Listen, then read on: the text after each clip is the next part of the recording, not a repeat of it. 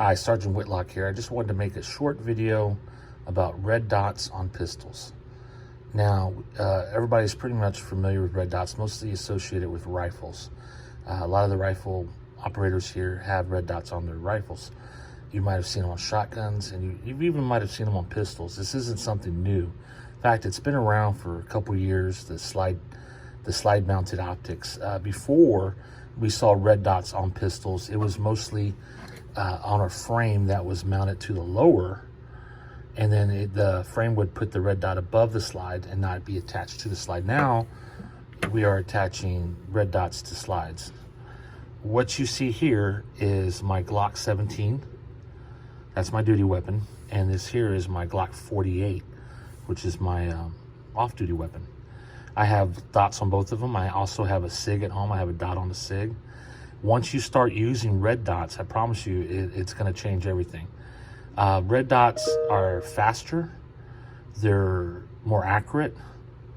They make you a better shooter. Honestly, they do. Because what happens is that you no longer have to line up the sights. Like here, the rear sight and the front sight, that's gone. I mean, we have them for backup reasons, but really all you have to do is put the dot on the sight, on your target, and pull the trigger. The dot represents the point of impact.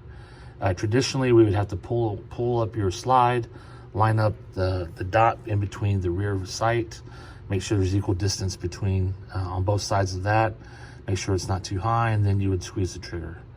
Now it's just point the dot at the target, and that represents point of impact. As you can see here, maybe it'll show up pretty good. There it is right there.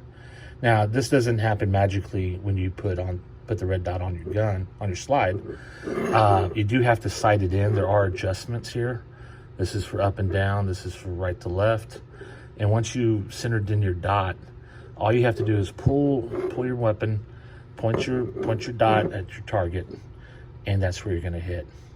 Now, one of the things you don't want to do, should you decide to get a red dot, is chase the dot, is what I call it. Like a lot of times people want to pull the gun up, like, I can't see the dot. I don't quite understand. I don't see the dot.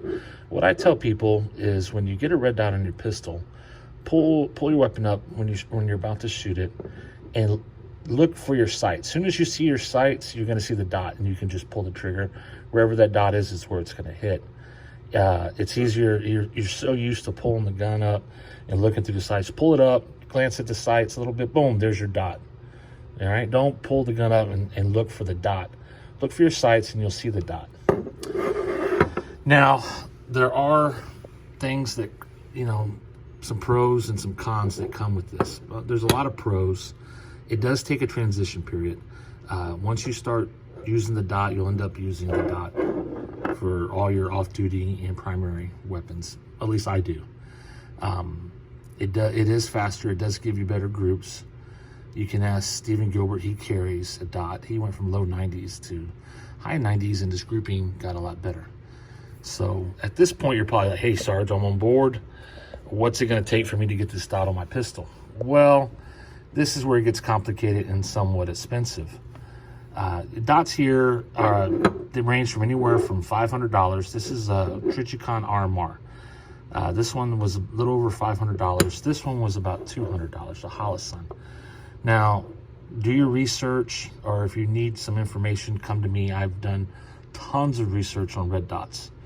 Now, the reason I chose the Trijicon, there's a white paper out on it done by Sage Dynamic, and it has survived a 10,000 round trial, and it's been dropped on the optic numerous times, and they've actually charged the weapon using the optic against objects very harshly.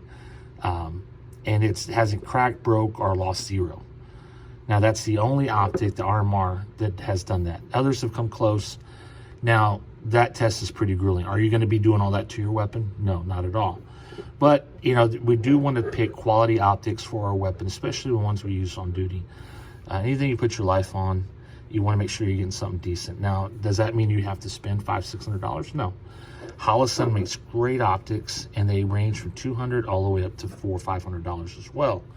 This one right here, I put on my Glock 48. This is what's called a K, actually 407K, and it's a green dot, not a red dot. Let me see if I can pull it up here.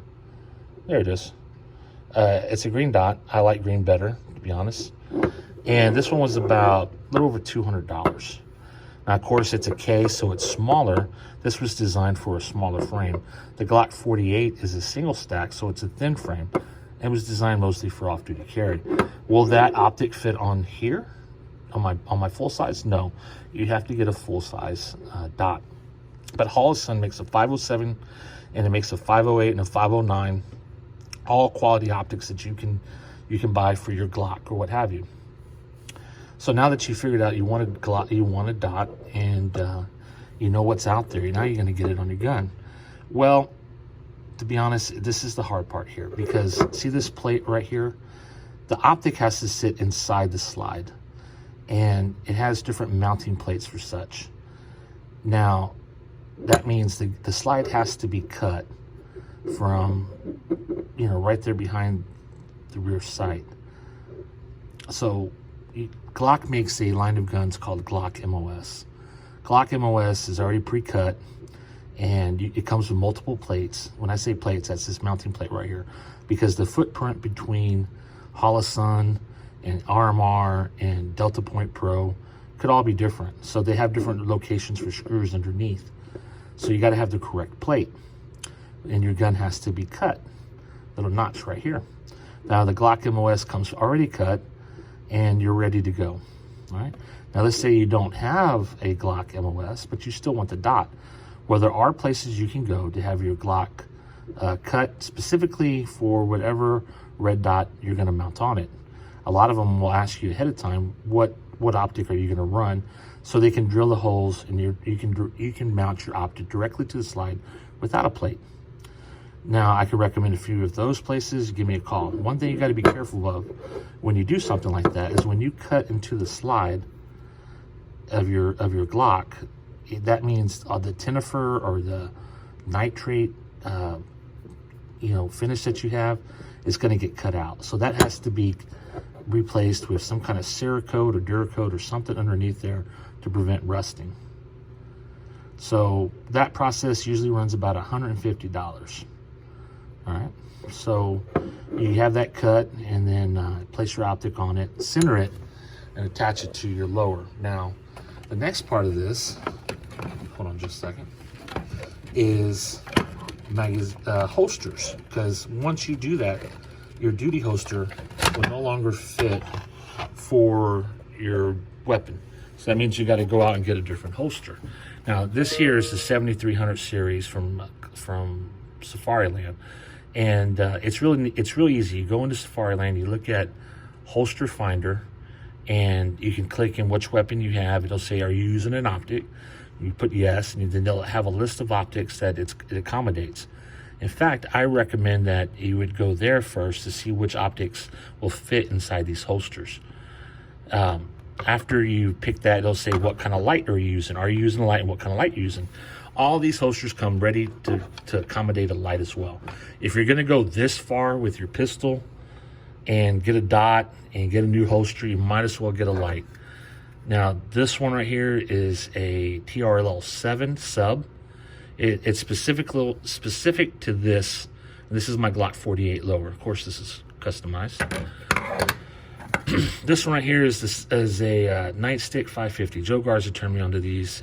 Great little lights. I love them. I like how the light does not go past the barrel. And that way, no gun, it doesn't foul the light lens. So it's a great option. So once you get all this together, your light, your optic, your slide cut, or your new pistol, it is quite the investment. Now, is it something you want to do? Well, that's up to you. Will it make you a better shooter? You make yourself a better shooter. You don't need this to become a better shooter. But does it help make you faster and more accurate? I believe it does. There's a lot of scientific study to go along with that as well. And I always know that you always want to be prepared for the fight. You want to put your best foot forward. You want to train. You want to make sure you have the tactics. You want to make sure you have the right weaponry. And I recommend this. Now, you can decide, once you get into this stuff, you can decide whether or not you want it for your off-duty gun, or if you're going to buy an off-duty pistol, think ahead and get ones that are red dot accessible. Now, not just Glock does red dots. SIG has red dots. Walther has red dot. Pretty much all your major gun manufacturers are making guns that are red dot ready. In fact, Walther just put forward the PDP, which is their duty gun, and it has it's all their guns are coming red dot ready, because it's pretty much that's where it's heading. So I hope this was useful. I probably talked longer than I thought I would. In fact, I'm looking at the timer. It's almost 11 minutes. Sorry, guys. If you have any questions, please contact me. I'd like to get you involved. Thanks.